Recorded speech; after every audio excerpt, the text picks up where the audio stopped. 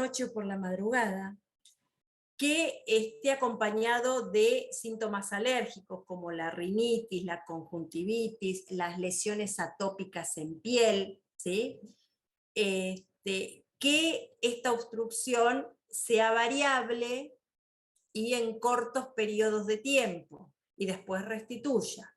Todo eso me tiene que hacer pensar en que mi paciente puede tener asma. Y esto es importante porque ustedes tienen que recordar de semiología, allá lejos y hace tiempo, que una historia clínica bien realizada me da el 80% del diagnóstico. Entonces, ¿qué tengo que preguntar yo? Otra cosa, realizar una historia clínica es muy difícil. Preguntar bien es muy difícil. No inducir con nuestra pregunta determinada respuesta es muy difícil. Y eso se aprende con la experiencia, se aprende con los años de ejercicio, ¿sí? Así que es una cuestión de práctica diaria. Pero básicamente acá, ¿qué nos interesa saber? Por ejemplo, ¿ha tenido alguna vez silbidos en el pecho? Porque yo le puedo decir sibilancia, broncoespasmo, y por ahí al señor le estoy hablando en chino. Entonces, tratar de acercar, de acuerdo al paciente que tengo enfrente, un vocabulario como que él me pueda, para que él pueda entenderlo. Entonces, ¿ha tenido alguna vez silbidos en el pecho? Tos por las noches, tos, silbido, dificultad de respirar en alguna época del año, o en contacto con un animal, tiene mascotas, desde que tiene la mascota, que su gato duerme en la cama, ¿sí? ¿Ha notado que esto se incrementa? Lo ha sentido con plantas, con tabacos o en el trabajo, así ampliando el paraguas para ver si es ocupacional, si es a determinadas a pelo, por ejemplo, o a polen, o a qué. Si ha sido durante el ejercicio, esta tos, silbidos o dificultad para respirar, si ha tenido resfríos por más de 10 días y después se le complican que le baja el pecho, ¿sí?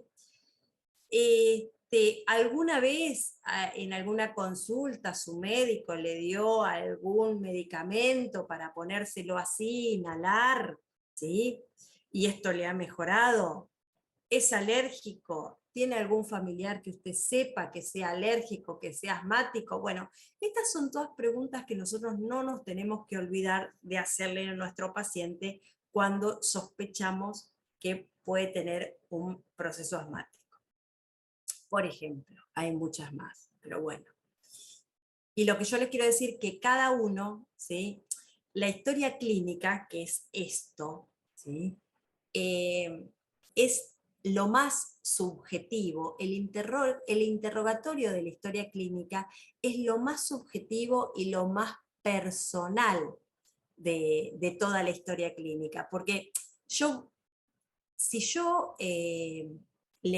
examino a un paciente, por ejemplo, y percuto o oculto un derrame pleural, voy a recoger tales datos. Y si lo hace mi colega, probablemente también recoja los mismos datos, ¿sí? A la percusión y a la ocultación. Pero lo que yo pregunte va a ser por ahí bastante diferente de lo que pregunte mi colega. Entonces, acá es donde está la subjetividad de la cosa, la personalidad, la impronta del médico que interroga. Bien, sigamos. ¿Qué vamos a encontrar en el examen físico? Si el paciente asmático viene cuando no tiene ninguna crisis, probablemente el examen físico sea normal, ¿sí? En la inspección puede ser normal cuando no tiene la crisis, o si me consulta, generalmente va a consultar por algo, ¿no? Pero voy a encontrar un tórax hiperinsuflado. A la palpación, la expansión de las bases van a estar disminuidas, las vibraciones vocales pueden estar normales o disminuidas, de acuerdo a la severidad. En la percusión puede estar normal, si es mi paciente asmático pero que estamos intercrisis, o hipersonoro, ¿sí? Va a haber descenso de las bases con disminución de la excursión. Recuerdan todo esto de la semiología respiratoria, ¿verdad? Sí, sí. Bien. Sí, profe. Y puede, si está muy hiperinsuflado, puede llegar a desaparecer la matidez cardíaca, ¿sí? Y en la auscultación va a estar la inspiración disminuida, ¿sí? Recuerden que es obstructivo en la espirometría, entonces va a estar la inspiración disminuida en intensidad, y voy a tener, debido a esa obstrucción, una expiración prolongada. Para sacar el aire, como el conducto es más pequeño, voy a necesitar más tiempo. La expiración es prolongada. Va a haber roncos, sibilancias expiratorias intensas, a veces no necesito el estetoscopio para escucharla, y puede haber estertores subcrepitantes cuando finaliza la crisis, al final, ¿sí? Esto es lo que espero encontrar en el examen físico. Ahora, ante una crisis severa voy a encontrar otras cosas aparte, como es la taquipnea, la taquicardia. Mi paciente está usando músculos accesorios, ¿sí? Respiración y pulso paradojal. ¿Alguien me sabe decir qué es la respiración paradojal?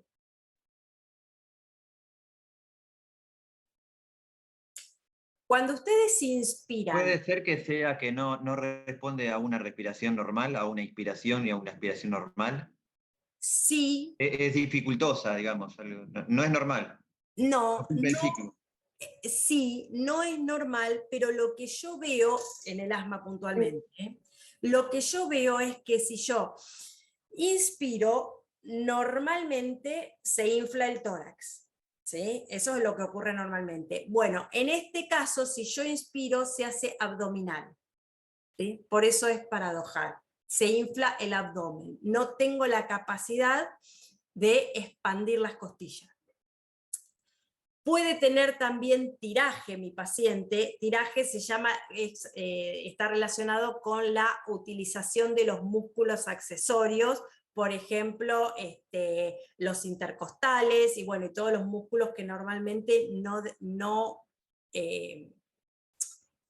participan en una, o por lo menos no notamos que participen en una inspiración y expiración normal. Puede haber cianosis, ¿sí? Y si encontramos silencio auscultatorio, que querría decir un tórax silente, que no escucho nada, es de muy mal pronóstico esto, ¿sí? Ya es una crisis, en cualquier momento se me viene el paro cardíaco, ya tengo que esperarme lo peor. Bien. ¿Cuáles son los test diagnósticos? La espirometría, básicamente. Ustedes recuerden que en el patrón obstructivo, ¿sí? Si se acuerdan, estaba, cuando nosotros queríamos evaluar un patrón obstructivo, mirábamos qué cosa, qué valor, el FB1 o el FBC, la capacidad visitada. ¿Cuál de los dos mirábamos? ¿Con cuál de los dos nos metíamos? Miramos el volumen expiratorio final en un segundo, que en el patrón obstructivo va a estar disminuido. El volumen expiratorio forzado en un segundo. Exactamente, exactamente. Eso es lo que miramos. Entonces, vamos a tener, acá nos confunde más porque la espirometría en el asma y el EPOC va a ser prácticamente la misma curva, ¿sí? Entonces no es que yo le hago una espirometría y digo, patrón de asma, patrón de EPOC. No, generalmente tienen la misma curva. Y después vamos a ver la diferencia. Y vamos a encontrar que la relación FB1-FBC es menor del 70, y el FB1 puede ser normal, acá está un poquito disminuido, fíjense, ¿ustedes me ven el cursor? Sí, bien. Esta es esta es la normal, ¿sí?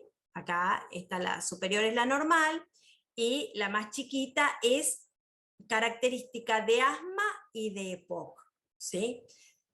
Entonces, puede ocurrir dos cosas con el FB1, que en un principio esté normal, ¿sí?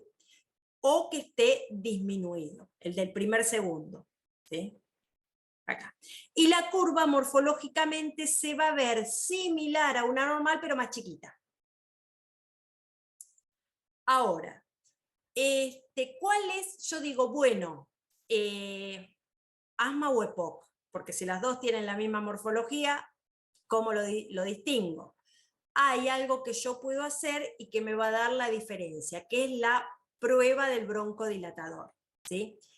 Cuando el asma va a ser totalmente reversible y en la EPOC no, ¿sí?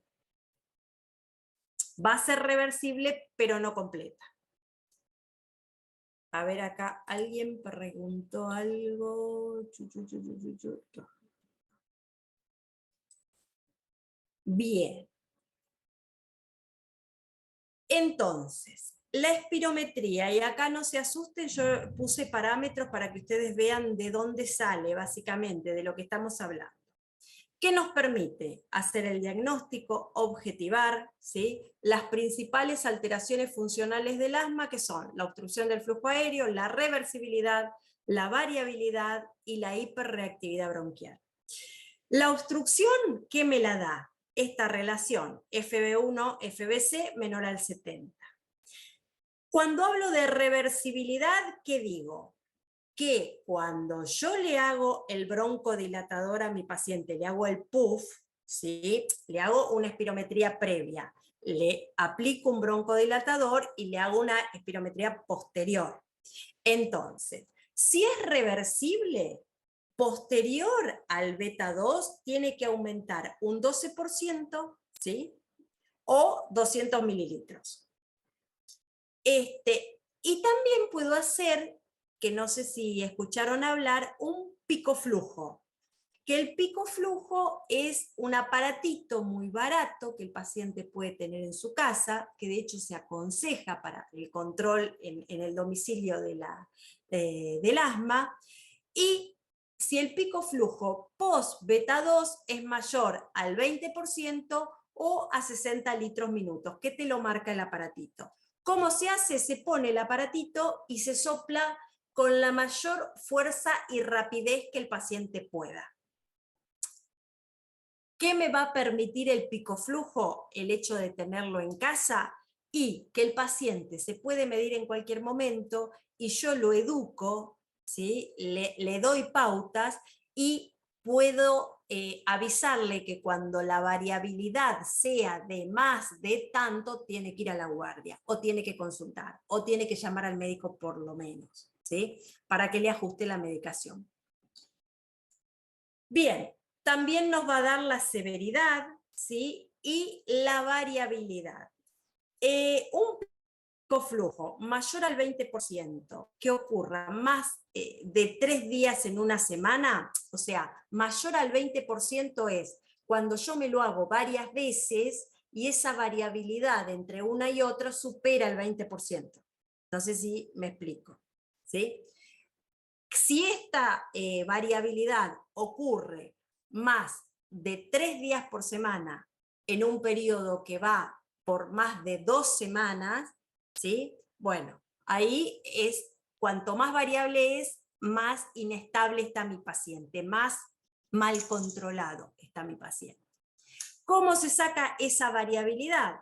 Bueno, el pico flujo máximo del día con el mínimo sobre el máximo por 100. Esa es la formulita de donde sale ese pico flujo de mayor a 20 o menor a 20 o etc. Y otra cosa que puedo evaluar son las pruebas de broncoprovocación. Como hablamos la otra vez con algunos de ustedes o con los que vieron el seminario, el teórico presencial, digo, como por ejemplo las pruebas de la metacolina, ¿sí? Metacolina, perdón. Eso ya más o menos lo tenemos, ¿sí? Sí, ¿sí? no lo vimos, pero lo leí igualmente. Bien. Básicamente la prueba de la metacolina es cuando yo tengo dudas de que mi paciente sea un asmático, ¿sí? Con todos los métodos diagnósticos, no me queda claro el diagnóstico, entonces lo que puedo hacer es provocarle una crisis de asma. ¿Sí? ¿Con qué? Con metacolina, que es un broncoconstrictor muy potente. Entonces, lo que yo voy haciendo es dándole a que aspire mi paciente metacolina diluida, ¿sí? Que vaya aspirando y le voy aumentando la proporción. En los pacientes normales, yo no recuerdo ahora si era a 40 que había que llegar, no me acuerdo cuál era el valor, pero bueno, a partir de, supongamos, 40, en pacientes normales va a empezar con broncoespasmo o tal vez ni eso. Si mi paciente con dosis menores a 40 empieza con síntomas de broncoespasmo, entonces la prueba de la metacolina es positiva, ¿sí? Es sensible a la broncoconstricción. Más o menos consiste en eso. Por otro lado, el feno. El feno es la fracción exhalada de óxido nítrico, ¿sí?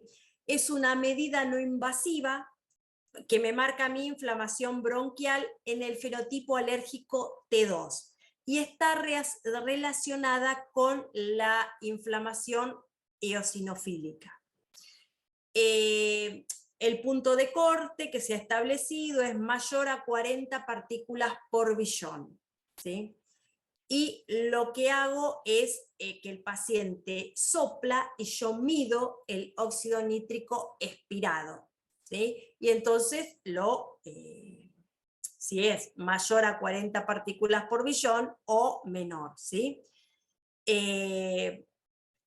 Esta es una prueba que tiene mucha sensibilidad, ¿sí? Y especificidad en ciertos pacientes, que son aquellos que no son fumadores y que no usan glucocorticoides inhalados, ¿sí? Tiene una contra. Si me da normal, no excluye diagnóstico de asma. O sea, sería un predictor positivo. Si me da positivo, perfecto. Pero si me da normal, no me lo excluye. ¿Qué otro examen complementario puedo hacer yo? Espérenme un poquito. Bueno, no encuentro. ¿Qué otro examen complementario puedo hacer yo?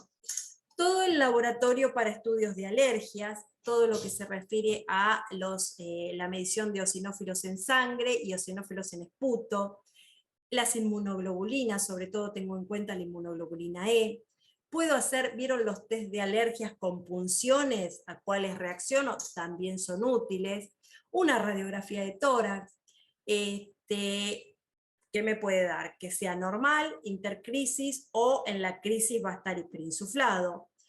Y también la radiografía de tórax me sirve para descartar complicaciones, ¿como cuáles? Como atelectasias, como un neumotórax, como un neumomediastino, enfisema subcutáneo, infiltrados, bronquiectasia. Y también no olvidarme de una placa de senos paranasales, porque muchas veces está asociado a la rinitis, ¿sí? ¿Qué diagnósticos diferenciales tengo que tener en cuenta cuando sospecho o no puedo diagnosticar tan fácilmente un asma? La EPOC, la bronquitis sibilante, la afección laringea, la insuficiencia cardíaca, el TEP, la aspergilosis broncopulmonar, los infiltrados pulmonares eosinófilos. Todos esos me darían más o menos por ahí compartidos ciertos hallazgos con el asma. Y yo les decía que acá tenía un cuadrito como para orientarnos entre asma y EPOC.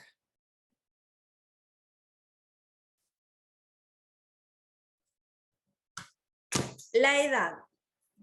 En la EPOC generalmente mayores de 40 años. El asma no es determinante, puede ser a cualquier edad. El tabaquismo casi siempre está relacionado con el EPOC. El asma es indiferente. La atopía generalmente no se relaciona con el EPOC, sí es frecuente que se relacione con el asma. Que sea reversible. En el EPOC, después del tratamiento, no hay un resultado significativo en cuanto a la reversibilidad, en el asma sí. Que tenga una variabilidad diaria. En el EPOC no, en el asma sí. ¿Qué quiere decir variabilidad diaria? Que estoy perfectamente ahora, aspiré lavandina y me mandé una crisis, ¿sí? Que tenga disnea. En el asma va a ser episódica y revierte. ¿Cómo va a ser la respuesta a los corticoides? En el EPOC va a ser indeterminada, en el asma va a ser muy positiva, muy buena, ¿sí? Y incluso cuando en el asma hay una remodelación, también se ve una respuesta, no ad integrum, pero a los corticoides que mejora ostensiblemente, ¿sí? Bueno, este cuadrito de algoritmo diagnóstico, ¿sí? Nos sirve por ahí para integrar todo lo que estuvimos diciendo. Nada. Yo le hago la espirometría, viene el paciente con síntomas, le hago la espirometría con prueba broncodilatadora, ¿sí? Si tengo una relación FB1 o FB1-FBC mayor al 70, y acá empezamos a desglosar. Si esa respuesta broncodilatadora fue positiva, y recuerden lo que se entiende por positiva, una variación mayor al 12% con 200 mililitros, mayor a 200 mililitros, listo, diagnóstico de asma. Si le hago la prueba de broncodilatación y la respuesta fue negativa, puedo hacer el feno. Si el feno me da mayor a 40 partes por billón, diagnóstico de asma. ¿Sí? Por otro lado, si tengo un patrón obstructivo, el FB1-FBC menor al 70%, con una respuesta broncodilatadora positiva, lo mismo, asma. Si tengo una respuesta broncodilatadora negativa, ¿sí? Le hago el feno. Si el feno da positivo, asma, mayor a 40 partes por billón. Si no, si da menos de eso, que no me es determinante, le puedo hacer glucocorticoides, ¿sí? Por un tratamiento de 15 a 21 días, 14 a 21 días, y repito la espirometría. O sea, le hago un corticoide por 15 días a 21 con el objetivo de bajar la inflamación, y le hago una nueva espirometría. Si normalizó, o sea que me dio resultado el tratamiento, asma, ¿sí? Y si no normalizó, bueno, lo reevaluaré. Todo lo que está por fuera de lo que dijimos acá amerita una reevaluación, ¿sí? Ya la reevaluación no va a ser por ahí patrón del clínico. Ahí ya se lo mandamos con un moñito al neumonólogo, ¿sí? Bien. Más o menos para que vean cómo se puede manejar un diagnóstico de asma cuando no está tan claro. Vamos a ver un poquito la clasificación. Antes se clasificaba el asma en intermitente, persistente leve, moderado, severo, sí. Ahora se clasifica según las nuevas guías, según niveles de control. Si está bien controlada, parcialmente controlado y mal controlado.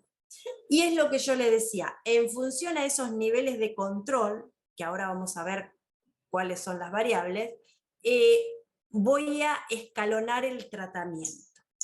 Y si estoy en un escalón X y tiene mi paciente, está bien controlado, bueno, puedo bajar un escalón luego de 3 meses de que esté bien controlado. ¿Por qué?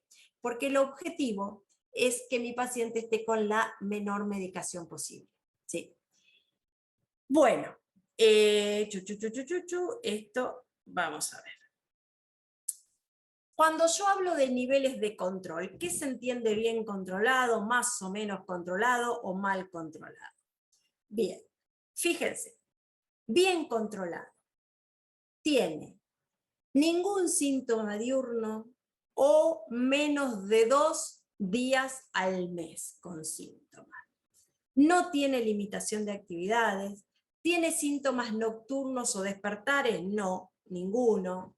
No necesita medicación de rescate o menos de 2 días al mes. ¿Sí? El FB1 tiene mayor del 80% del teórico, ¿sí? Y el flujo expiratorio forzado tiene mayor del 80% de su mejor valor. ¿Qué quiere decir esto de su mejor valor?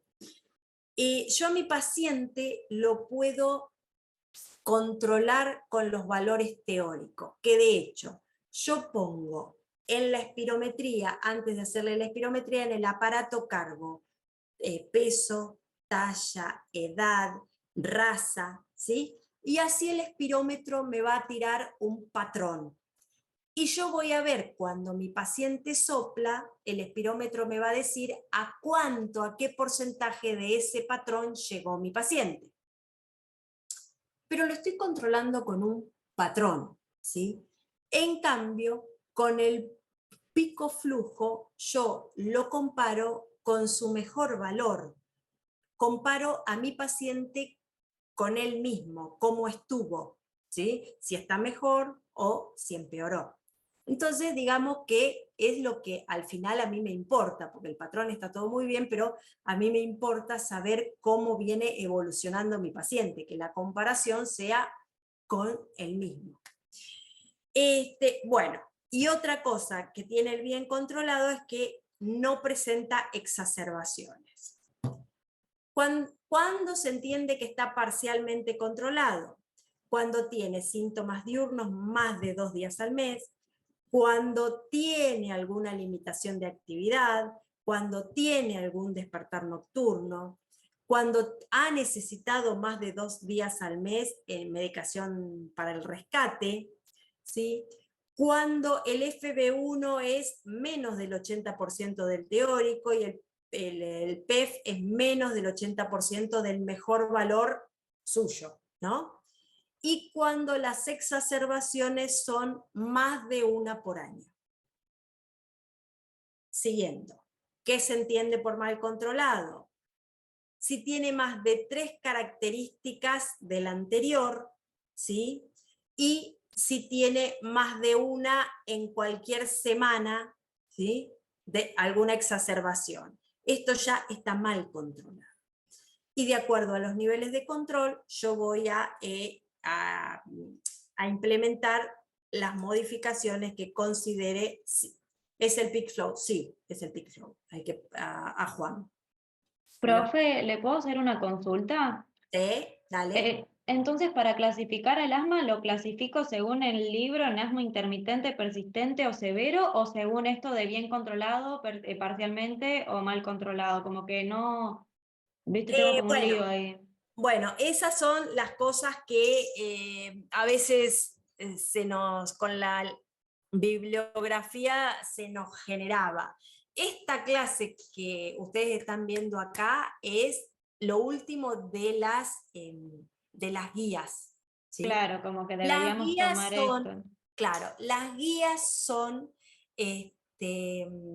elementos que suelen salir cada año, cada 2 años, y las modificaciones, todos los profesionales de cada especialidad tienen sus guías. Entonces, si vos querés ir a buscar lo nuevo, lo vas a buscar en las guías, no en el libro. ¿Por qué? Porque los libros no tienen tiempo a actualizarse de acuerdo a cómo salen las guías, porque es todo muy dinámico.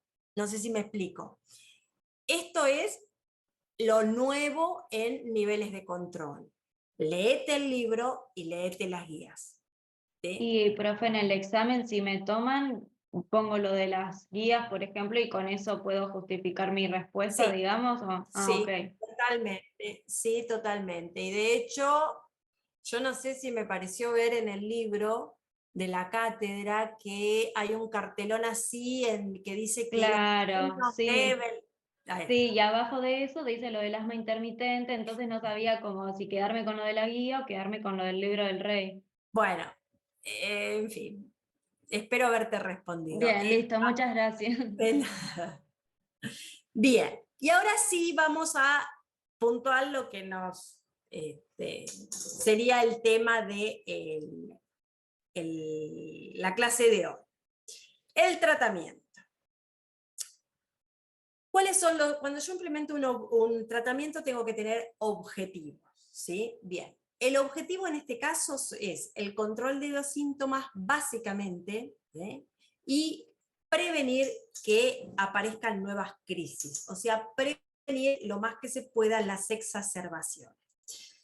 Aparte de eso, tengo que aspirar a tener una función pulmonar lo más normal posible, que mi paciente pueda hacer una vida normal, incluido el ejercicio, y que no lo limite.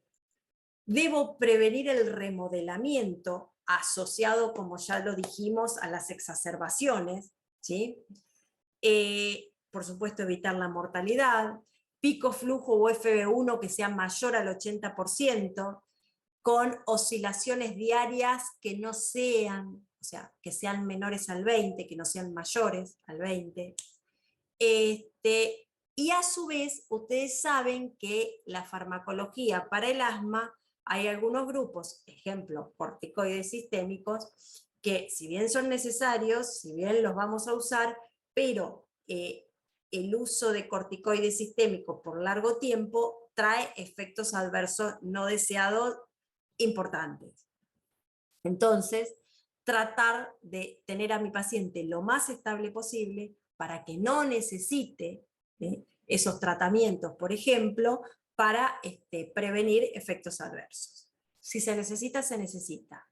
Nosotros muchas veces hay variables que dependen del fenotipo del paciente, variables que dependen de ¿cómo decirlo?, la actualización del médico tratante, y variables que dependen de otras tantas cosas, por ejemplo, la situación económica del paciente en cuestión. Los medicamentos generalmente son caros y muchas veces los pacientes no tienen acceso, ¿sí? Entonces ya es algo que nosotros no podemos manejar, ¿sí? Porque uno viene al hospital y le da la muestra que tiene cuando tiene, pero no siempre se tiene. Y por ahí el paciente no lo puede comprar. Bien, entonces, para el control de síntomas y minimización de riesgos de exacerbaciones en pacientes con asma leve. Primero, lo primero, yo le puedo dar el arsenal, la batería de medicamentos, ¿sí? Y si el paciente tiene un gato y duerme con el gato y ha mostrado varias veces indicios que las crisis se desencadenan por el pelo del gato, y el gato no desaparece por lo menos del dormitorio, mucho tampoco estoy ayudando, ¿sí? Entonces, primero lo primero, vamos a las medidas preventivas, ¿sí? Lo que hace a la educación. Y dentro de las medidas preventivas, ¿sí?, está el tema de los ácaros. Para evitar, que son los dermatofagoides, para evitar o minimizar la presencia de ácaros, tengo que implementar un lavado semanal con agua caliente, cubrir con fundas, ¿sí?, la ropa de cama. Es muy útil, por ejemplo, en los pacientes, entre el colchón y la sábana, poner un cobertor. Ese cobertor, que puede haber ácaros ahí, entonces ese cobertor se retira semanalmente, se lava con agua caliente. Es una forma, si si el paciente duerme sobre la sábana, sobre el colchón, no lo puedo hacer, ¿sí? El ácaro pasa al colchón y es mucho más difícil de eliminarlo. Evitar todo lo que son almohadones, cortinas, alfombras, todo lo que genere polvo, evitar el barrido, evitar el plumero, ¿sí? Para limpiar, siempre con trapos húmedos, cosa de que no levantar tierra, por decirlo de una manera. Secar la ropa al sol. ¿Qué quiero decir? Tratar de que, ustedes vieron que cuando la ropa se seca adentro, porque tocan días así como los de hoy con lluvia, queda con un olor particular, olor a húmedo. Bueno, ese olor a húmedo puede ser un desencadenante para una crisis asmática. Entonces, secar la ropa al sol, ventilar habitaciones, no tener trapos húmedos, ¿sí? Siempre secado todo al sol, usar aspiradoras, no barrer, como ya dije, no el tema del plumero, sí trapo húmedo para retirar la tierra. Cuando hay pólenes o época de primavera, cerrar las ventanas, que no entre el polen, ¿sí? En cuanto a los hongos, ventilar y solear habitaciones, evitar plantas y flores en dormitorios, que pueden ser acúmulo de hongos, evitar los empapelados, preferir la pintura, ¿sí? Sobre la pared. ¿Por qué? Porque nos permite ver, por ejemplo, una mancha de humedad. El empapelado te la cubre. En cuanto a los pólenes, bueno, cerrar la ventana en la época de polinización. En cuanto a los animales domésticos que no compartan dormitorio, evitar contacto con chicos menores de 2 años. Estas pavadas, así que uno dice se cae de maduro, bueno, hay que enseñárselas al paciente, porque son marcadoras en cuanto a desatarle una crisis. Otras, evitar el humo del cigarrillo, ya sea, obviamente, que el paciente fume. Eso hay que tratar de ayudarlo a que deje de fumar si es que lo hace.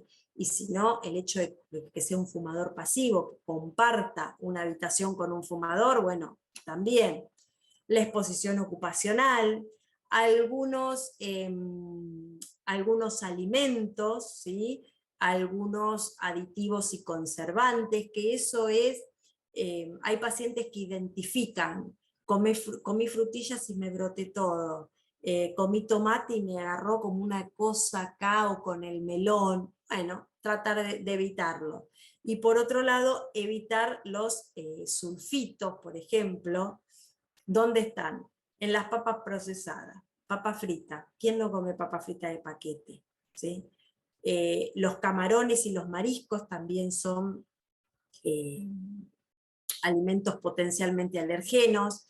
Las frutas secas, el vino, la cerveza, la frutilla, el tomate.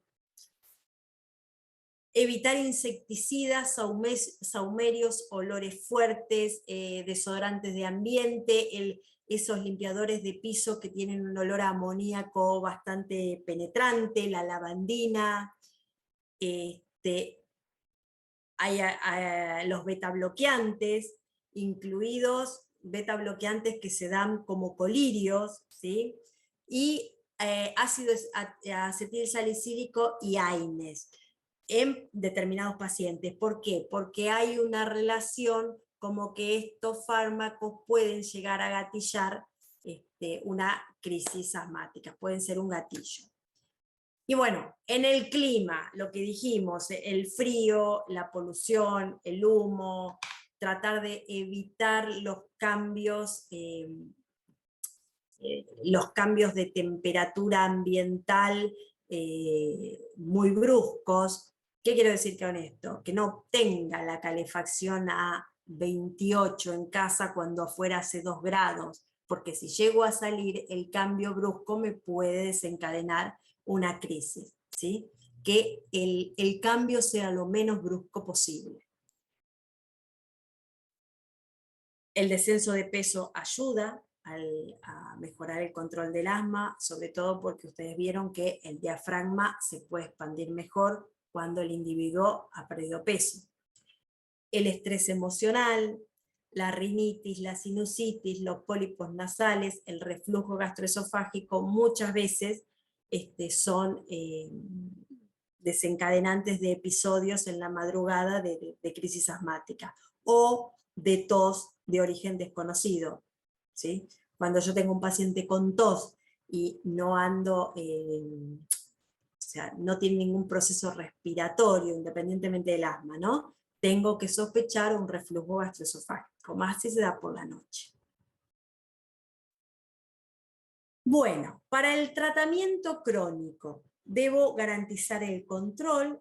Se clasifica el asma según niveles de control, como ya dijimos, el tratamiento es escalonado, ¿sí? Y el control debe evaluarse en cada visita médica. ¿Cómo hago yo para saber si mi paciente está en control o no?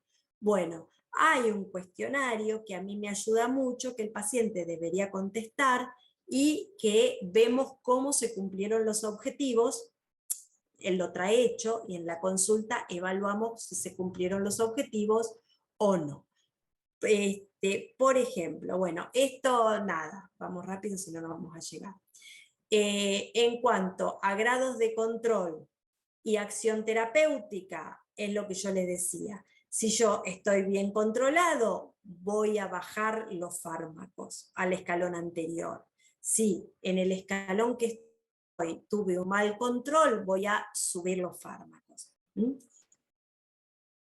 Y este es el cuestionario, el ACT, ¿sí? Que es test control del asma, donde puede estar incluso en la sala de espera, y son 5 preguntitas que a mí me dan un puntaje. ¿Sí? Ejemplo, en las últimas 4 semanas, ¿cuánto tiempo le ha impedido su asma hacer todo lo que quería hacer en el trabajo, en la escuela, en la casa? Y mi paciente lo va a evaluar y pone el puntaje acá. Así todas las preguntas. Todo es de las últimas 4 semanas. Se supone que yo lo vi hace 4 semanas. Le instauré un tratamiento y viene al control. Entonces, si este total me da mayor a 20, el asma está bien controlada. Si me da entre 16 y 19, y está más o menos, o parcialmente controlada. Y si me da menor a 15, no me está yendo bien con el tratamiento, básicamente. Está mal controlada. En cuanto a ¿cuáles son los factores de riesgo para que mi paciente tenga una exacerbación?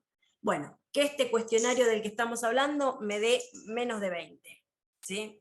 Que haya tenido alguna exacerbación en el último año o algún episodio de asma casi fatal, ¿sí?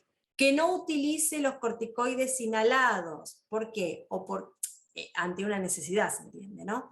O porque no se lo prescribí yo, o porque técnicamente no lo sabe usar y tira todo afuera y no lo hace correctamente. Por eso los neumonólogos y algunos clínicos también tienen los dispositivos de las diferentes marcas que los visitadores le dejan, que son probador, sí, bien digo, es como un probador, o sea, es para educar, no está cargado con el producto. Pero yo le enseño a mi paciente en el consultorio cómo se usa. Que haga un uso excesivo de la medicación de rescate, eso me predice negativamente. Que tenga un tipo inflamatorio tipo 2, o sea, con altos eosinófilos en sangre y en esputo, y que tenga una feno elevada, eso también me pone en riesgo de sufrir exacerbaciones. Que tenga un FB1 basal bajo, ¿sí? Que su función pulmonar no esté óptima, y que a este FB1 bajo yo le hago una prueba con broncodilatador y mejora, ¿sí? Entonces, o lo estoy medicando mal o no está cumpliendo el tratamiento.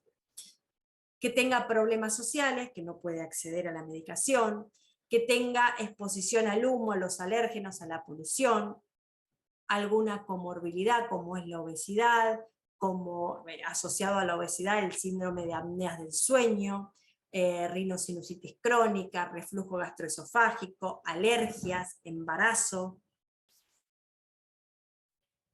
Y después de ver los factores de riesgo para sufrir, por ejemplo, una crisis, vamos a ver cómo la tratamos. Y acá vamos al tratamiento puntual del asma. Tenemos dos tipos de fármacos, los controladores y los rescatadores, ¿sí? Dentro de los controladores, yo voy a tener los corticoides inhalados, o IX, los corticoides orales, los antagonistas de los leucotrienos, ¿sí? Los LABA, ¿sí? Que es beta, ¿sabemos de lo que estamos hablando? Beta agonista de vida media larga es el LABA, ¿sí? Long Sí. agonist, yeah. Que van asociado con un corticoide inhalado, y esto siempre. El beta 2 no se da nunca solo. El beta 2 se da siempre con corticoide inhalado. O puedo dar un beta 2 si tengo un corticoide, por ejemplo, por vía oral, que está tomando corticoides por vía oral y lo rescato con un beta 2 agonista, pero el corticoide lo tengo encima. Si no tengo ninguna medicación de corticoides por vía oral, siempre van asociados, ya sea el de vida media corta o el de vida media larga, con corticoides. Nunca beta 2 solo. ¿Quién me sabe decir por qué? Porque aumenta la El sensibilidad. beta 2 es únicamente un broncodilatador, no tenés la parte de antiinflamatorio, por eso le hace el corticoide. Exacto. Creo que Porque necesita también del corticoide por el tema de la fibrosis en los bronquios, si no puede generar un EPOC. una remodelación, lo que estuvimos hablando, sí. Porque, ¿qué pasa? Si yo le doy un beta 2 a mi paciente con broncoespasmo, lo que voy a hacer es broncodilatar, ¿sí? Bien, pero no le saqué la causa por la cual hubo una broncoconstricción, que es la inflamación. Entonces, yo tengo que broncodilatar, pero sacar la causa. Y la inflamación la disminuyo con el corticoide. Ahora, si yo doy beta 2 solo, lo que voy a lograr, primero, como dijimos, la remodelación, porque este tema de inflamar, dilatar, inflamar, contraer, dilatar, inflamar, bueno, eso me va a llevar a la remodelación y a la fibrosis, hipertrofia del músculo, etcétera, etcétera, que se confunde con un EPOC. Y segundo, me va a llevar a una refractariedad. O sea, va a llegar un momento en que yo me hago el beta 2 y no voy a ser sensible a ese efecto broncodilatador, ¿sí? Entonces, mal por donde lo mire. Y esto hasta no hace mucho se daba el beta 2 solo, ¿sí? Ahora, con estudios nuevos, se han visto que siempre debe ir asociado a un corticoide inhalado. Y agregado, ¿sí?, de los LAMA y anticuerpos monoclonales, o sea, los antimuscarínicos, que ahora lo vamos a ver, y los anticuerpos monoclonales que son fantásticos para determinado fenotipo de asma, pero que tienen un problemita que es el costo. Son carísimos. Con esto, esta es la batería que yo tengo para controlar. Después, si tengo toda esta batería implementada y me aparece una crisis, puedo hacer rescates. Y para hacer rescates, tengo los beta 2 de vida media corta, ¿sí?, los SABA, nunca solos, otra vez, más un corticoide inhalado o budesonide formoterol. A demanda es esto. A ver si acá está. Dentro de los corticoides inhalados, ¿sí?, tengo todos estos. La beclometasona, el budesonide, la fluticasona, ya sea propionato o furato, el ciclesonide, la mometasona. En la industria hay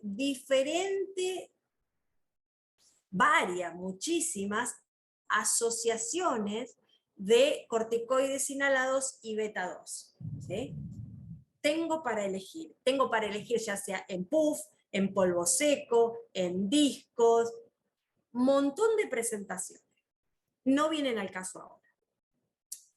Bien, el corticoide inhalado es más efectivo, debe indicarse desde el inicio, incluso en pacientes con asma leve.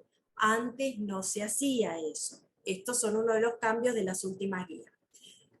¿Por qué son beneficiosos? Porque reducen la inflamación, porque disminuyen el número, la frecuencia y la severidad de la crisis, porque disminuyen la hiperreactividad bronquial, incluso aquella que se relaciona con el ejercicio, porque mejoran la función pulmonar, porque al ser el corticoide, al tener el efecto adverso dependiente de la dosis, el que sea local, o sea, inhalado, me favorece bastante porque tiene una actuación, bien digo, local. Si bien en altas dosis tienen efecto sistémico, siempre va a ser menor que un corticoide vía oral, ¿sí? O endovenoso.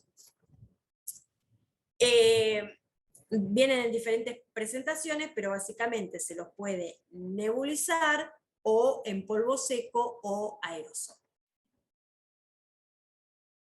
¿Cuáles son los efectos adversos? Bien, tiene efectos adversos locales y efectos adversos sistémicos de acuerdo a la dosis. Dentro de los locales, candidiasis orofaringia, disfonía y tos son los más frecuentes. Por eso, cuando yo le digo a mi paciente que se haga un puff, ¿sí?, luego lo tengo que instruir para que, luego de hacerse el tratamiento, vaya, se lave los dientes, haga gárgaras, se enjuague la boca, para evitar justamente la candidiasis orofaringia. Cuando las dosis son muy altas, ¿sí?, o requiere dosis alta, puede tener un efecto sistémico. Dentro de los efectos sistémicos podemos encontrar fragilidad capilar, insuficiencia suprarrenal, si es un tratamiento prolongado, ¿sí?, disminución de la densidad mineral ósea con riesgo de fracturas, cataratas, glaucoma. Tener en cuenta justamente eso, los efectos adversos son dosis dependientes. A más dosis, más posibilidad de efectos adversos. Acá tenemos para que veamos lo que yo digo, dosis baja, dosis media, dosis alta. A partir de dosis media alta, bueno, ya empiezo, y en un tratamiento prolongado, empiezo a tener efectos sistémicos, ¿sí? Profe, ¿Sí? cuando el paciente tiene una crisis y le hace una terapia de rescate, ahí la dosis del corticoide es baja, ¿no? O ya le das algo medio alto. Cuando el paciente viene a la guardia por una crisis asmática. No, eso claro, sí. viste que más arriba teníamos la terapia de mantenimiento y la de rescate, que es cuando el paciente Sí. tiene su crisis. Una crisis, sí. En ese momento, ¿cómo? Si me esperás un ratito, al final tengo el tratamiento puntual de la crisis. Y ahí lo vemos. Ah, vale, perfecto. ¿Vale? Bueno. Bien, los LABAs, que son los beta 2 agonistas de acción prolongada.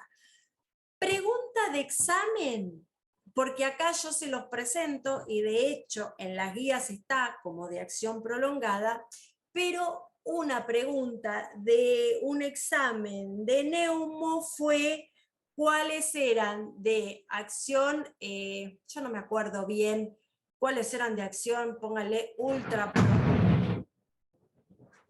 ¿Sintieron ese trueno? Terrible.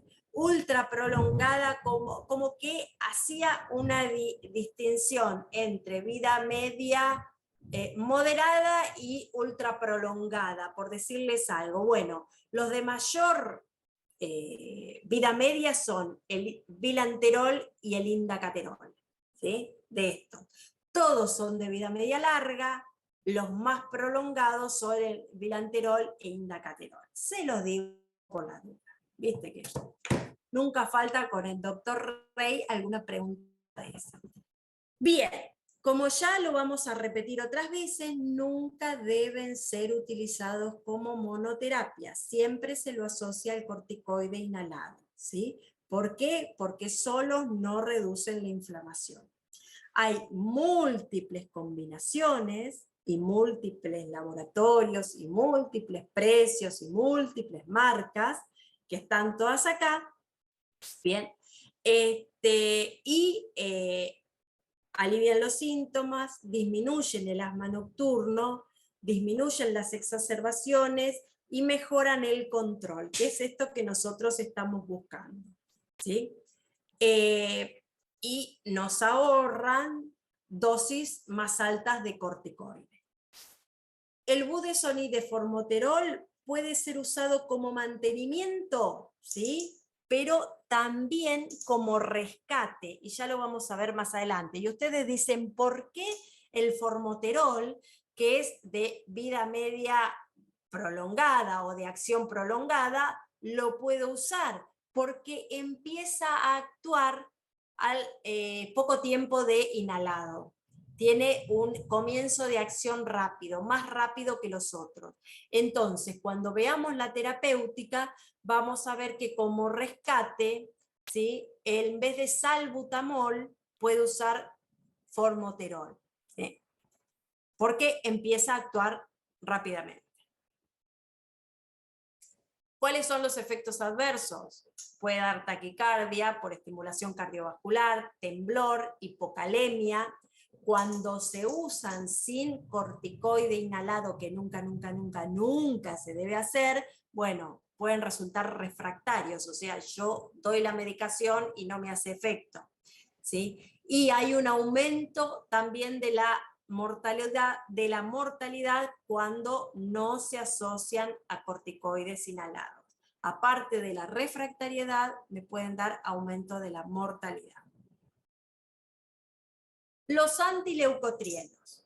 Bien, estos básicamente el montelukast y el zafirlukast. ¿Cómo actúan? Son antagonistas del receptor cisteínil-leucotriene 1, son broncodilatadores leves, mejoran la tos, mejoran la función pulmonar, disminuyen la inflamación y las exacerbaciones. El montelukast es ese medicamento que yo lo doy debido a que tiene muy poco efecto adverso. Yo lo doy por largos periodos de tiempo y su utilidad estaría más en el intercrisis, porque es como un estabilizador, ¿sí? Entonces impide, protege al paciente de desarrollar una crisis. ¿Lo puedo dar en la crisis? Sí, lo puedo dar, pero lo bueno del montelukast es darlo por periodos 6 meses, incluso un año, ¿sí? Y así previene las crisis. Donde más se daría en el asma leve, inducido por aspirina, en el ejercicio o en aquel asma asociado a rinitis. Me sirve porque reduce las dosis, al estabilizarme al paciente, reduce la cantidad de corticoide inhalado que el paciente va a recibir, ¿sí? No tiene efectos adversos importantes. Esto de trastornos de conducta y trastornos mentales no está aprobado. Y después tenemos los LAMA, los anticolinérgicos de vida media larga. Como son el tiotropio, el umeclinidio y el glicopirronio. Aparecieron estos fármacos en las últimas, en las guías de la, si bien hay 2023 de la China, pero están a partir del 2015, no hace tanto, y se utilizan en pacientes que tienen un asma de difícil control, ¿sí? Es el paso previo al dejarlo con corticoide reglado por vía oral, o de los biológicos que son más caros. Pero antes de agregar el corticoide sistémico, bueno, tratamos con esto. Ahora vamos a ver a los fármacos controladores. Los corticoides sistémicos, en una exacerbación, yo lo puedo mandar al paciente con un corticoide vía oral, ¿sí? El vía oral y el vía endovenosa, siempre se va a preferir el oral, más si tienen la misma respuesta, ¿sí? Y no diferencian mucho en la respuesta. Entonces, lo mando a su casa con un ciclo corto de 5 o 7 días, una semana de corticoide, ¿sí? Cuando es en este caso, lo puedo, que son un periodo corto, lo puedo retirar sin ningún miramiento. Cuando yo doy corticoides por largo tiempo, lo tengo que ir bajando paulatinamente para retirarlo. ¿Y eso por qué es? Porque modifica el eje de los de, de la hipófisis, ¿no? De los corticoides. No. ¿De qué? Perdón, la última no te escuché. La última parte no te escuché. De la hipófisis no. Es porque sí, porque me puede dar para no provocar, exacto, insuficiencia suprarrenal. Walter Francisco, ¿sí? Para eso. También creo que puede ser porque los corticoides aumentan mucho la producción de calcio y podemos hacer una hipercalcemia. Bueno, el corticoide, sí, pero eso no sería el problema de la supresión brusca. Eso sería un efecto adverso que viene con la fragilidad ósea que me provoca el corticoide, ¿sí? Pero yo no puedo, si yo doy un tratamiento de más de 14 días de corticoides, ¿sí? Que como se suele dar acá, puede ser a dosis interesantes, no lo puedo suspender de una porque me va a dar una insuficiencia suprarrenal. ¿Por qué? Porque como yo te estoy dando corticoide exógeno, ¿sí? La suprarrenal no está produciendo porque la inhibo. Entonces, si se lo retiro de golpe, me quedo sin el corticoide exógeno y sin la suprarrenal que produce. Y hago una insuficiencia suprarrenal y es un cuadro grave. A ver, ¿qué me dicen? ¿Puedo alterar el eje a partir de 7 días de tratamiento? No, a partir de 14. Generalmente el corte es en 14 días. Cuando doy ciclos cortos sí los puedo, como son de 7 a 10 días, sí lo puedo retirar de una. Cuando son ciclos largos, cuando le doy más de 14 días, tengo que empezar a bajarlo paulatinamente. Bueno, en cuanto a los corticoides sistémicos, siempre tengo que buscar alternativas, y esas alternativas me lo va a dar la fenotipificación que hice al principio del asma. Si el esputo tenía eosinófilos, si no los tenía, si tenía neutrófilos. Bueno, acá es donde me sirve para el tratamiento.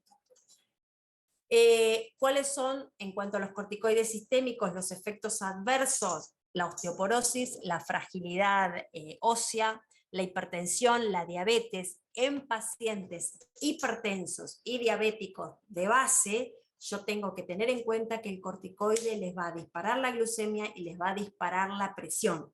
Entonces tengo que prevenir, hacer controlar esas variables y modificar temporariamente los fármacos, ya sea para su diabetes o para la presión, ¿sí? Tengo que tenerlo en cuenta. La supresión adrenal, que es lo que estuvimos hablando, la obesidad, el Cushing, cataratas, glaucoma, fragilidad capilar porque intervienen provocan un adelgazamiento cutáneo, ¿sí? Y también debilidad muscular. Esos son los efectos adversos de los corticoides sistémicos. Esto se suele tomar, chicos, efectos adversos de algunos fármacos, por ejemplo, corticoides. Después tenemos también los agentes biológicos, que son anticuerpos monoclonales, ¿sí? Se usan en los últimos escalones del tratamiento, cuando yo vengo probando y no puedo llegar a un control satisfactorio de la enfermedad, ¿sí? Por ejemplo, en el asma grave no controlada. El tipo 2, a excepción del tezepelumab, y después vamos a ver por qué. Y esos son los biológicos, los monoclonales, y también tenemos el omalizumab, que es un anti-inmunoglobulina E. Lo que hace, ¿sí? Esto se da en casos de asmas de muy difícil control, asma grave no controlada.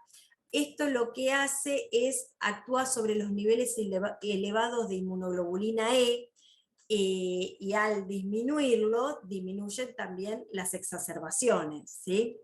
Y mejora mucho la calidad de vida del paciente. Se dan a partir de los 6 años, hay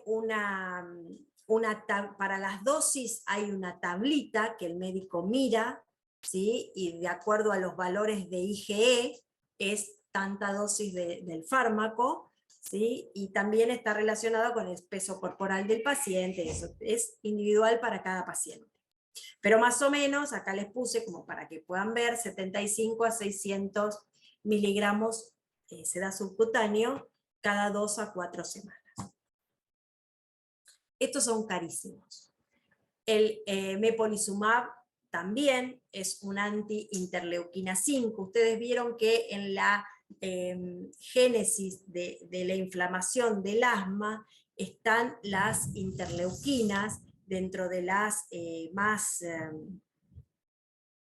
nombradas. Están la 1B, la interleuquina 3, la interleuquina 5, la interleuquina 4, la 13, el interferón y creería que el factor de necrosis tumoral alfa, y me parece que no me olvidé ninguna interleuquina.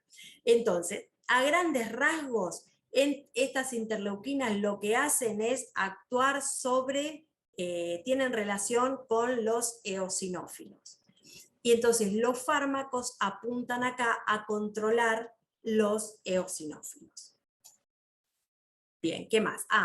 El mepolizumab actúa sobre la interleuquina 5, disminuye también las exacerbaciones, ¿sí? Está indicado en pacientes con asma eosinofílica, o sea, en aquellos que no tienen la tipificación hecha, o yo le hago la tipificación y no es un T1, no se lo voy a dar, porque funciona en asma eosinofílica, cuando hay altos eosinófilos en esputo, ¿sí? Bien, para eso me sirve la tipificación.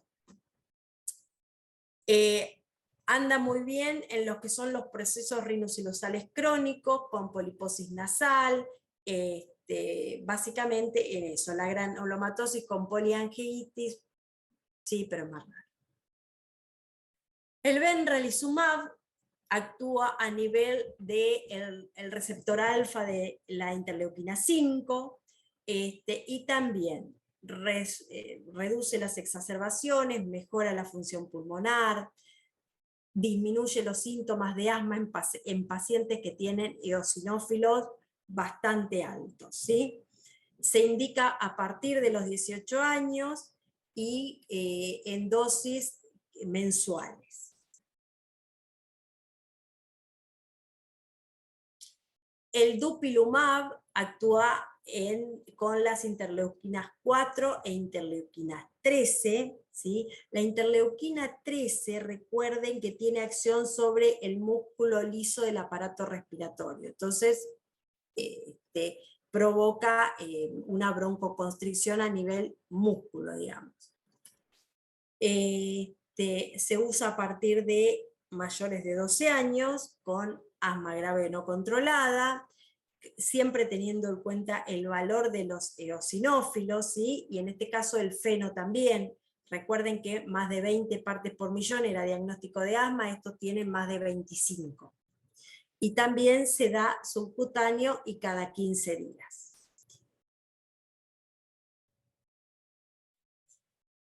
Bien, una palabra aparte, el tezepelumab que es un antilinfopoyetina estromal tímica. Bloquea la linfopoyetina estromal tímica, que es básicamente un potente broncoconstrictor, ¿sí? Esto es nuevo, es muy nuevo, está en la fase final y no mucho más que decir. Esto es muy dinámico.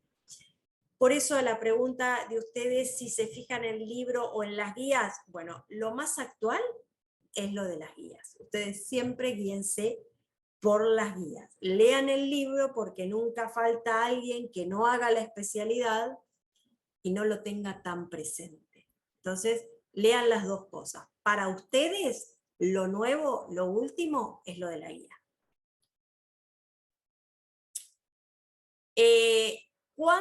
Recuerden que cuando tipificábamos al asma, podía ser asma no T2, ¿sí? Entonces, ahí es donde está el tezepelumab, que sirve para los dos, y la acitromicina. Se ha visto que la acitromicina, este antibiótico, recuerden que se da para procesos, por ejemplo, no complicados de las vías aéreas, y en 5 días, 1 por día, muy cómodo. Bueno, tiene un efecto antiinflamatorio, ¿sí?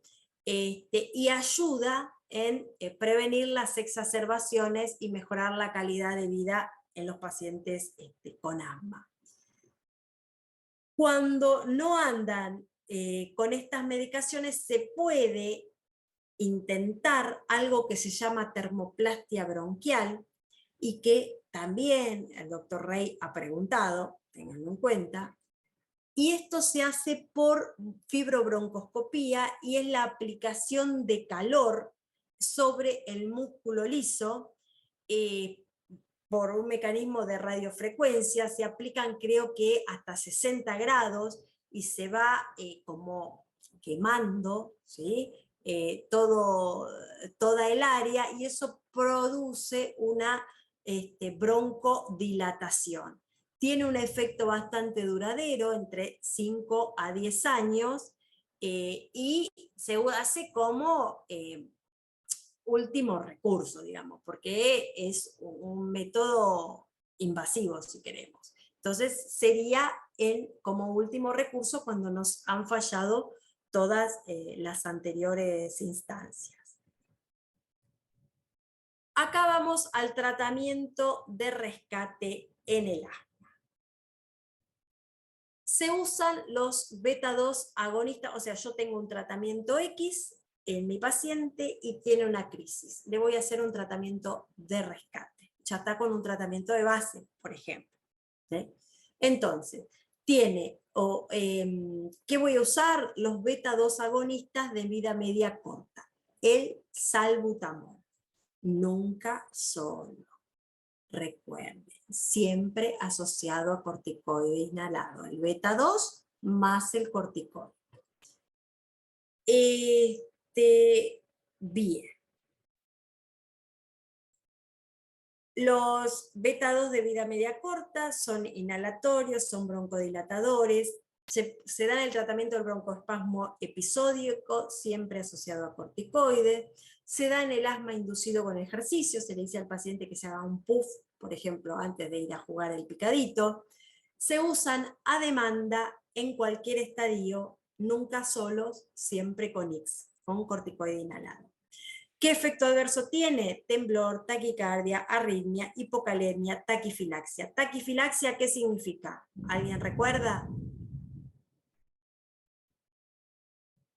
Cuando la dosis del medicamento ya me deja de hacer efecto y necesito aumentarla, ¿sí?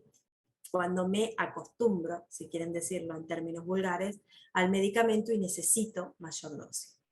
Vienen en aerosol o vienen para nebulizar.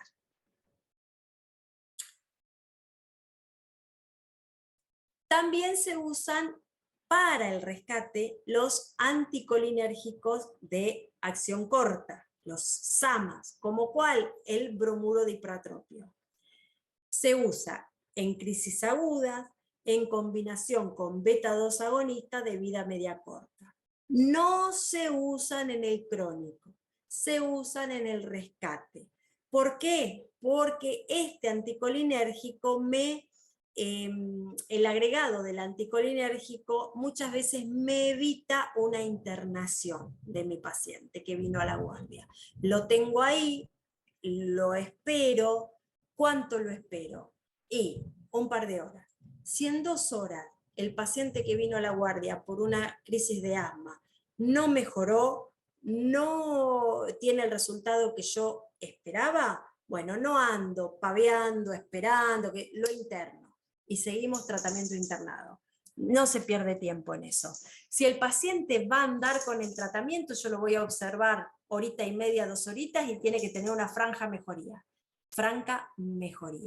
Ahí lo mando a la casa con la medicación y todo lo pertinente que ya vamos a hablar. Si pasa el tiempo y no arranca, lo interno.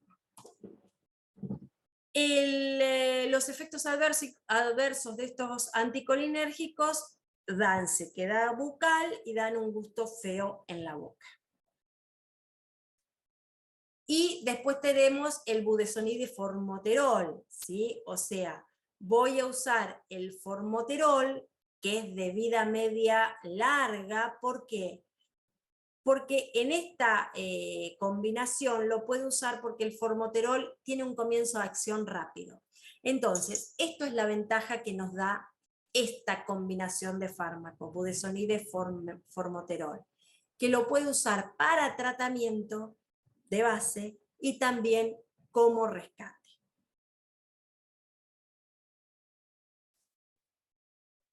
Los corticoides sistémicos, bueno, son útiles, por supuesto, en las exacerbaciones agudas severas, porque impiden su progresión, porque por ahí ahorran una hospitalización, ahorran una recaída y mejoran todo lo que es el tema de la morbilidad.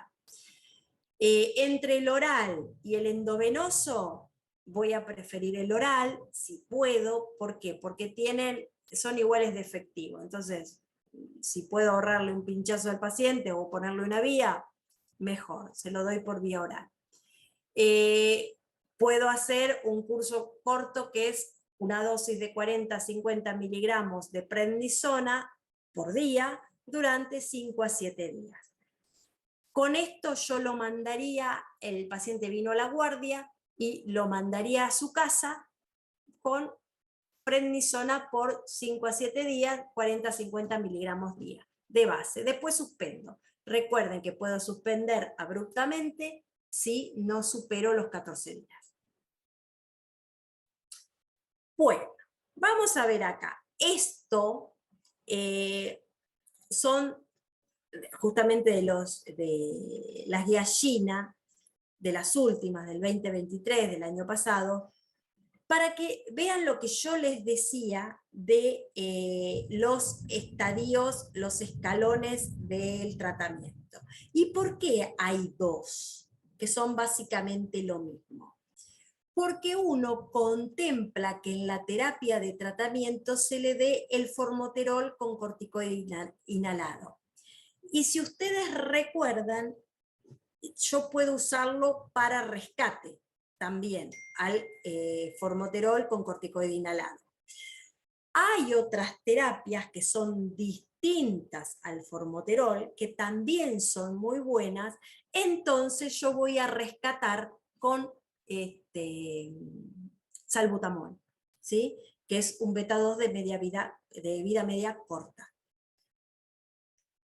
Entonces, esto es básicamente lo mismo. Lo que cambia es, si yo en el tratamiento como beta-2 le doy formoterol, que es de vida media larga, pero tiene un comienzo pronto y me sirve para rescate, o si uso otros, bilanterol o el que fuera, y rescato, ¿sí?, con algo de vida media corta, como el salbutamol. Son 2 esquemas. Puedo usar el que quiero, el que más me guste, y bueno, y básicamente me dice que voy a dar Un beta 2 de vida media larga, un corticoide inhalado en los pasos 1 y 2. No llegó al control, aumento la dosis, ¿sí? Lo mismo, sigo aumentando la dosis y después ya puedo agregar los antimuscarínicos, por ejemplo, ¿sí? O los que van a actuar anti la inmunoglobulina E, los monoclonales, no me salía, ¿sí? Y todos los demás fármacos que vimos. En el último paso, como más de esto, iría el procedimiento endoscópico de la termoplastia, ¿sí?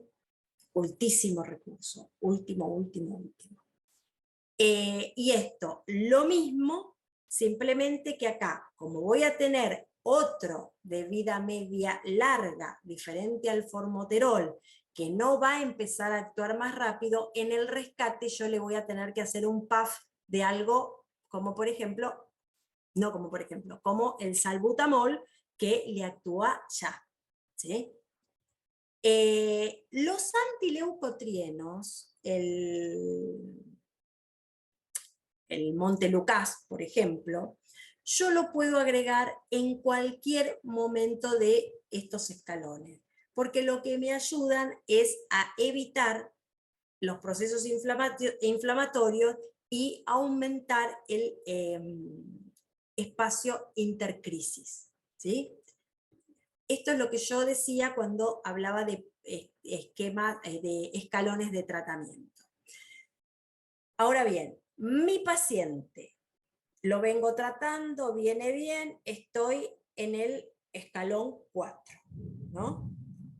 Llegué al control, está bien, no tiene exacerbaciones, se mantiene bien y pasan 3 meses.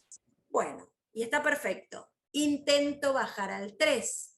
¿Por qué? Porque lo que yo tengo que aspirar es a que él reciba la menor cantidad de fármacos posible, ¿sí? Entonces bajo al 3 y veo cómo me va en el 3. ¿Me va bien? Me quedo acá 3 meses.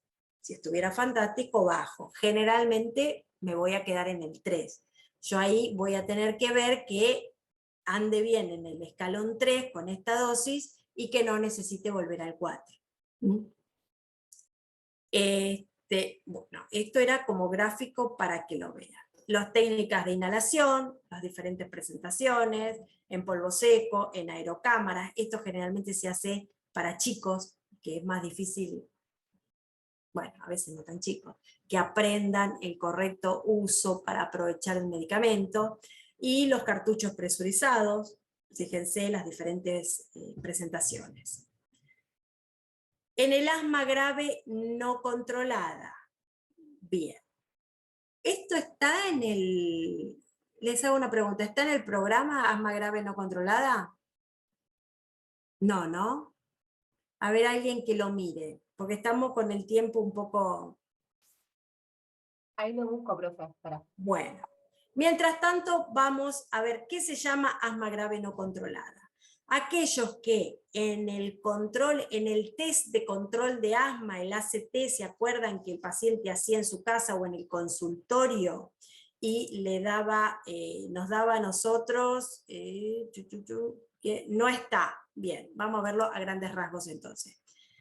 Si cumplen estos parámetros, el test de control le da menos de 20, o sea, no es óptimo, que tiene 2 exacerbaciones graves o ha recibido ciclos de glucocorticoides en el año previo, que ha tenido exacerbaciones y hospitalizaciones, que tiene una limitación crónica del flujo aéreo, o sea que ya hay una remodelación, ¿sí? Bueno, siempre acá tengo que pedirle al paciente que se ponga la medicación adelante mío a ver si esto se está dando porque no se aplica correctamente la medicación o porque sí se la aplica correctamente, pero no estamos llegando al control. Lo primero, evaluar la técnica de inhalación. Entonces, después de eso, cuando yo ya sé que mi paciente tiene un asma no controlada porque se aplica bien y tiene todo lo que dijimos, y etcétera, etcétera, se confirma el diagnóstico de asma, se optimiza el tratamiento, chequeo que haya una adhesión al tratamiento, se identifican los factores de riesgo asociados y se tratan, y bueno, y tengo que identificar los fenotipos de asma grave para el tratamiento dirigido. Si no lo hice aún, fenotipificar acá el asma, porque ya estoy pensando en monoclonales y en medicamentos que son muy caros y generalmente si la prepaga no se lo cubre son difíciles de comprar, ¿sí? Entonces tengo que ver las opciones que me quedan, porque no me está yendo bien. Los fenotipos del asma no controlada, ya lo vimos, vamos a pasarlo, pero básicamente es esto, y a mí me da no sé qué pasarlo sin contárselos. Recuerdan que era alérgica, eosinofílica y no ni alérgica ni eosinofílica, ¿no? Entonces, acá es donde empiezan los glucocorticoides, el omalizumab, los antileucotrienos, los antileucotrienos están en otro, no, perdón. Los monoclonales antiinterleuquina, me confundí con el Safirlucas. Y en esta, que no anda nada, ¿sí? Anda bien la citromicina. Entonces, para apuntar mejor el tratamiento, tengo que ver dónde estoy parado. Para eso sirve la fenotipificación. Vamos a pasarlo, crisis asmática. Y entramos en la recta final. ¿Qué es una crisis asmática? Es un episodio caracterizado porque aumenta la tos, la disnea, las sibilancias y es una urgencia. El paciente viene a la guardia y es una consulta frecuente de las guardias cuando ustedes estén en un hospital haciendo guardia. Puede ser de inicio agudo, ¿sí? Puede tener una respuesta rápida al tratamiento cuando es el broncoespasmo el principal mecanismo de producción, ¿sí? En el caso de estaba bien, aspiró lavandina, listo, ya está.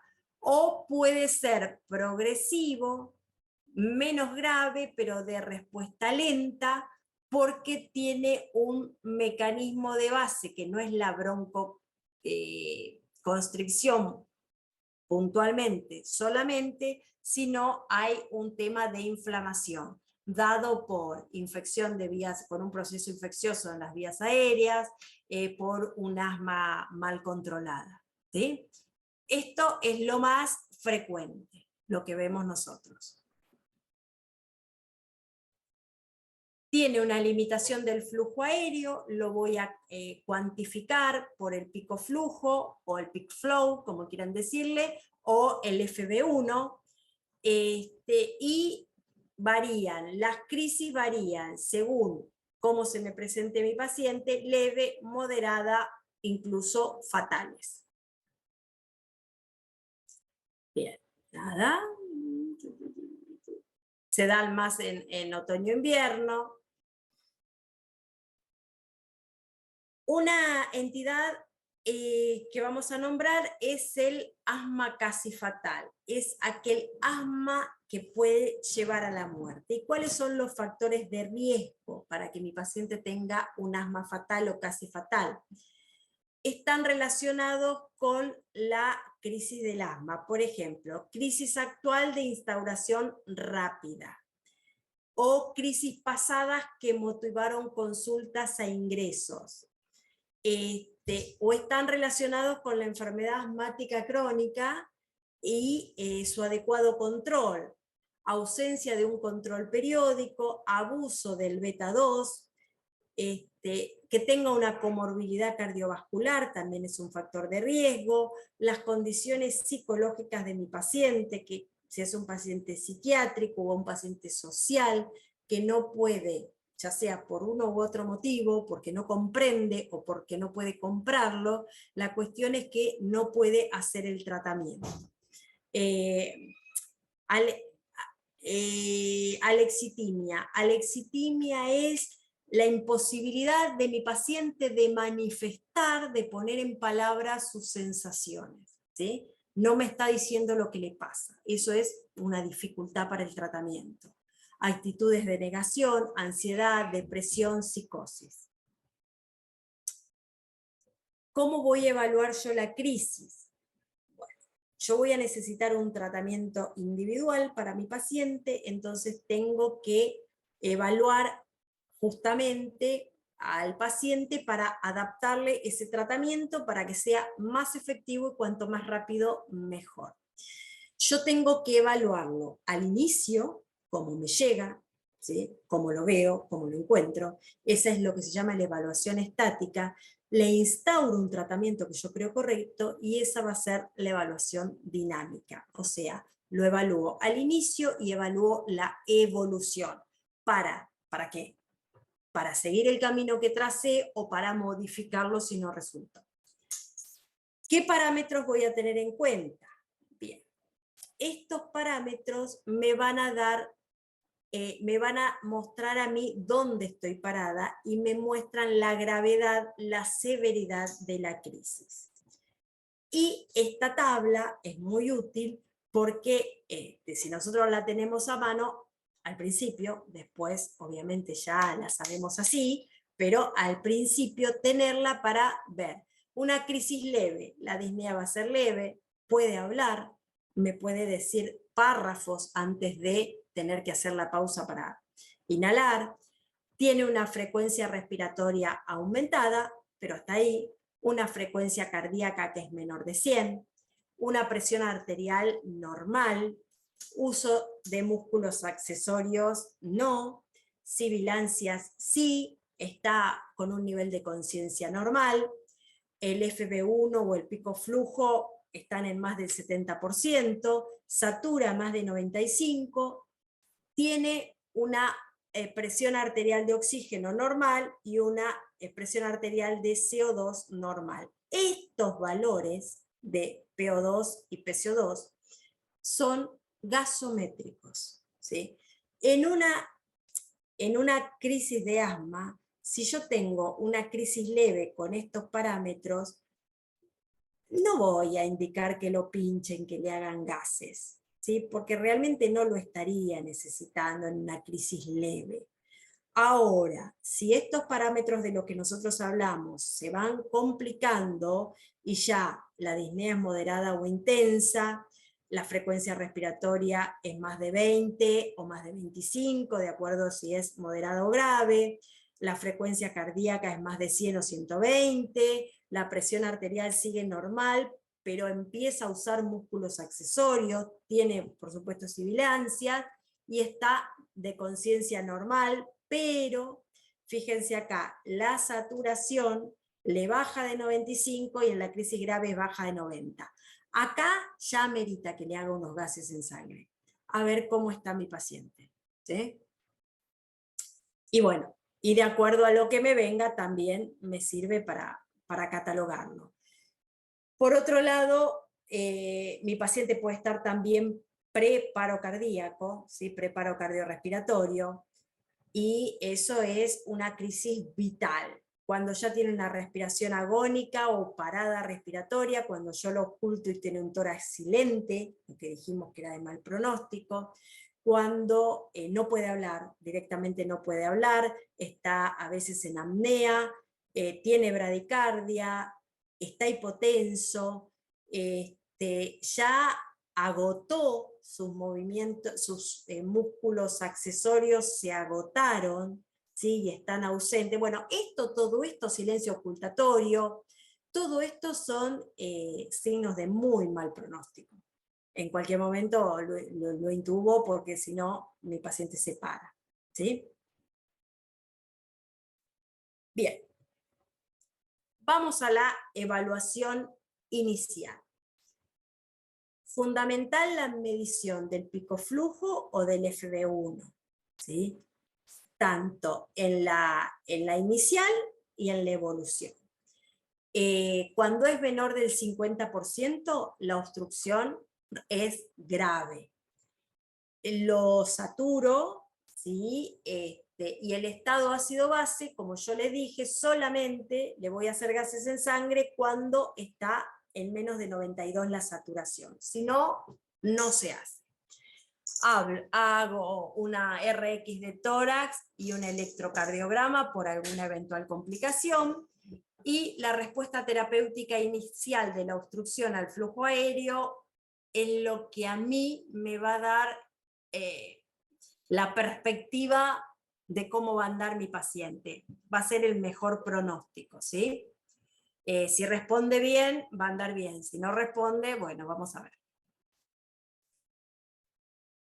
Cuando yo tengo un paciente con el tratamiento de una crisis asmática, lo primero, corrijo la hipoxemia, ¿sí? Le pongo oxígeno. Tiene que saturar más del 90%.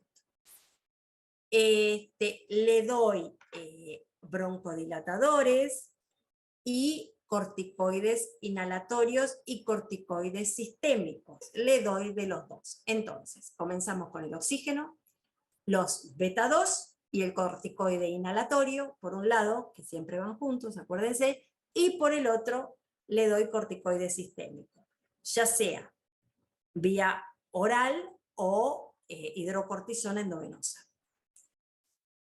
Depende cómo esté mi paciente.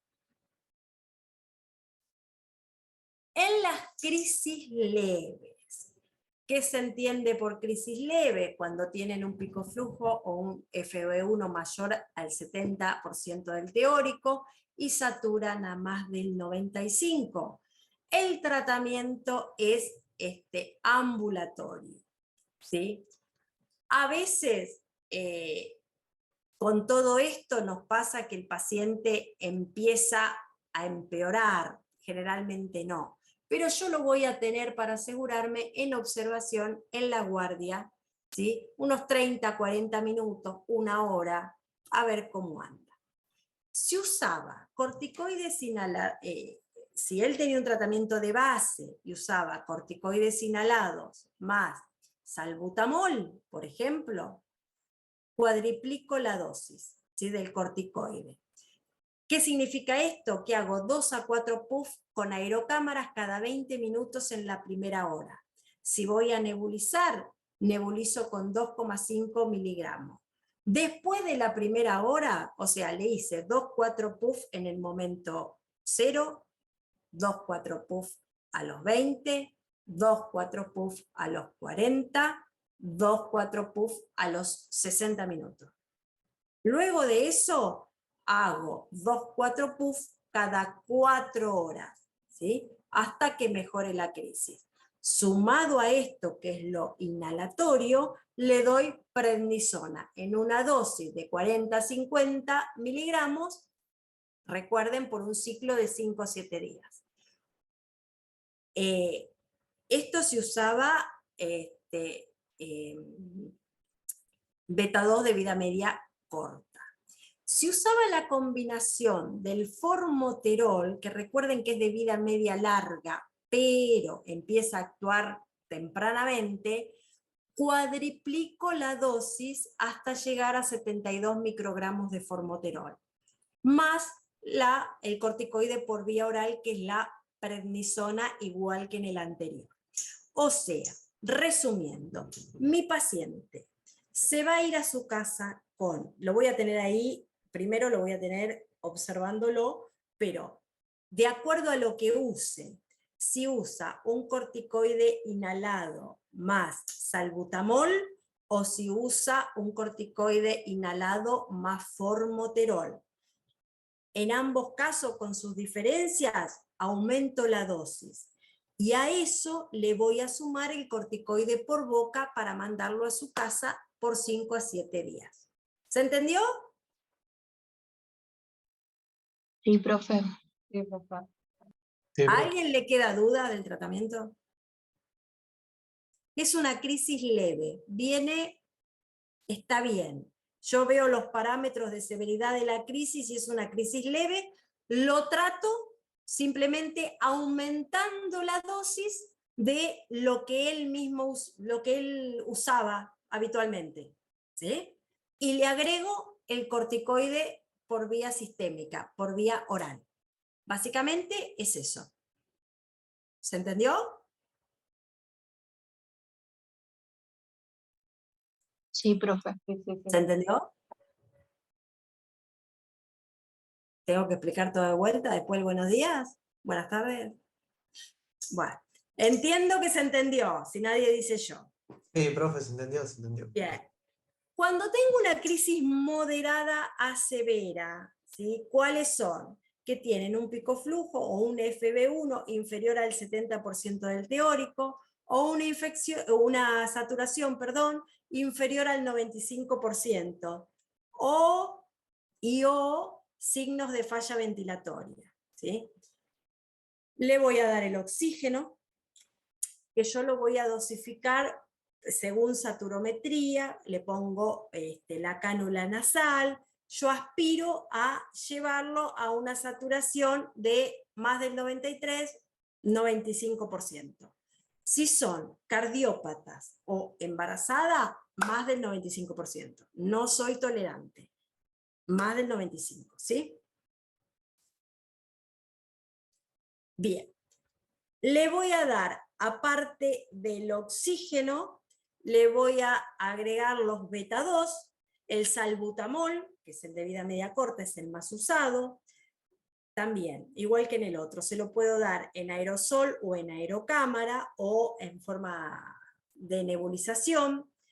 ¿Y cómo lo doy? En la primera hora, 4-8 puff cada 10-15 minutos, que equivalen a 2,5 a 5 miligramos cada 20 minutos en nebulización intermitente, o a 10-15 miligramos por hora si hago una nebulización continua. De todas estas tres formas de administrar, no hay ventaja. Es más práctico el aerosol, ¿sí? Pero cualquiera de las tres puede andar bien.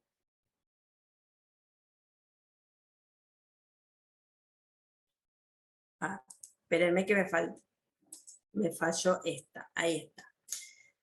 Bien, acá recuerden que el hipertropio no se daba en el tratamiento crónico, pero sí en la crisis aguda. ¿Sí? Entonces, agrego el anticolinérgico, ¿sí?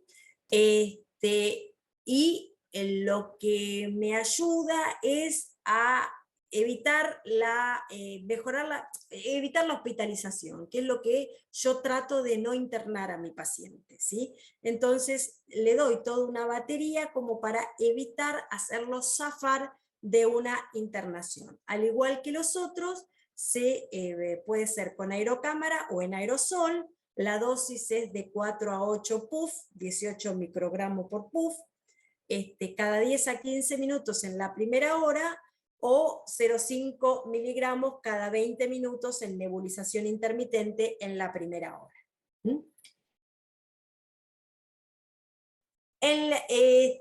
Después, ¿qué más hacemos? Los corticoides sistémicos, como veníamos haciendo hasta ahora. No me tengo que dilatar con esto, no lo tengo que dilatar. Cuando el paciente llega ya precozmente, le doy dentro de la primera hora, le aplico un corticoide sistémico. Ya dijimos que se pueden dar por vía oral o intravenosa, son iguales de efectivos, y bueno, si lo mando a la casa, le hago un plan de 5 a 7 días, ¿por qué? Porque me evita la recaída, disminuye la necesidad de broncodilatador, y ustedes ya saben que con esa cantidad de días se puede retirar de una manera abrupta. ¿Cuál es la dosis? Prednisona, 20 a 40 miligramos cada 12 por vía oral. Si fuera vía endovenosa, hidrocortisona, 100 a 200 miligramos cada 6 horas endovenosa. También le agrego los corticoides inhalados. El uso precoz a dosis alta, ¿sí? De glucocorticoides inhalados durante la primera hora, me ayuda a no tener que internar a mi paciente, y bueno, y ayuda a que lo tenga ahí en la guardia un par de horitas, y toda esta batería de medicamentos haga que el paciente zafe de la internación porque yo aspiro a que vaya bien. Si esto no funciona y pasaron 2 horas, no lo tengo toda la tarde al pobre cristiano ahí dando vuelta, lo interno y ya. Y pasa a internación, y pasa a los cuidados que tiene que tener en la internación, y bueno, pero no lo tengo en la guardia tanto tiempo. O resuelve o no resuelve, y si no resuelve, se internó. ¿Qué otra cosa? La aminofilina, no, bajo ningún concepto, de ninguna manera, no se usa. La tengo acá justamente para que sepan que nunca, never, jamás la tienen que dar. ¿Por qué? Primero, porque cuando se usaba hace mucho tiempo, la línea terapéutica y el efecto adverso estaban ahí pegaditos. Y porque sus efectos adversos son muy importantes y hay evidencia grado A de esto, o sea, súper recontra más que comprobado, entonces la aminofilina no se usa, no se da más, es un arcaico y tenemos que mandarlo a la facultad al que la instaure hoy por hoy, nuevamente. No se usa.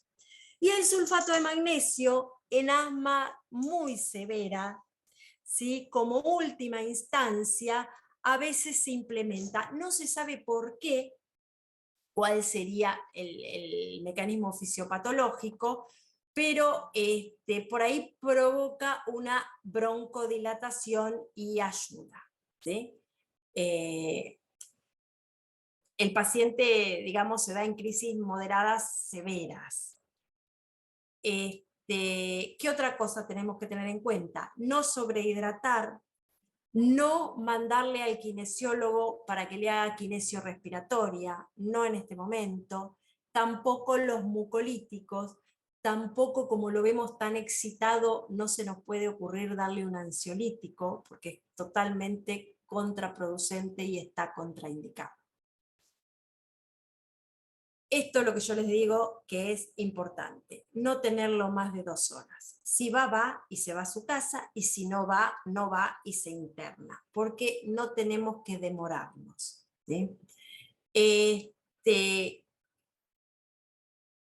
Al ser, bueno, y una vez que está hospitalizado, seguirán su observación ya por ahí en la terapia intensiva, ¿sí? Supongamos que vino a la guardia, anduvo bien, y lo mando a su casa, al alta. Al alta es el corticoide vía oral, que le voy a dar la prednisona, 40-50 miligramos por 5 a 7 días. Recuerden que lo corto abruptamente, no pasa nada, no tengo riesgo de insuficiencia suprarrenal. Y lo voy a mandar con corticoides inhalados y beta 2 de vida media larga, ¿sí? Si él ya venía con este tratamiento, le voy a aumentar la dosis del corticoide inhalado. En las combinaciones farmacéuticas vienen de diferentes dosis de corticoides con el beta 2, ¿sí? Entonces yo puedo elegir una y después subirlo a más si necesito. Aparte de este tratamiento de base, le voy a mandar rescates con salbutamol, ¿sí? O en el caso que salbutamol, que es de vida media corta, o en el caso que yo como vida media larga use formoterol, recuerden que lo puedo usar para rescate también porque comienza a actuar precozmente. En la internación, ¿qué hago en la internación? Decidí internarlo. Le pongo oxígeno 30-40% si satura a menos de 92. Hago salbutamol 2,5 miligramos más ipratropio 0,5 en nebulizándolo, o 2-4 PAF cada 4 a 6 horas. Va a estar internado, entonces le puse una vía y por vía endovenosa le pongo hidrocortisona 100 a 200 microgramos cada 6 horas, o si está un poco mejor, se la puedo dejar vía oral, pero generalmente le van a poner la vía y va a ser endovenoso. Y si tengo un panorama desalentador, puedo considerar magnesio endovenoso como último recurso. Bien. Hasta acá, ¿todo bien? ¿Alguna duda? Ya No, tienen la clase de asma con lo que vieron, y los que no lo vieron con lo que van a ver, ya lo tienen prácticamente estudiado para el parcial. Ok, sí, muy delicado este tema de darle el alta. Yo le doy el alta, pero le doy mi WhatsApp, profe. ¿No? Sí, bueno.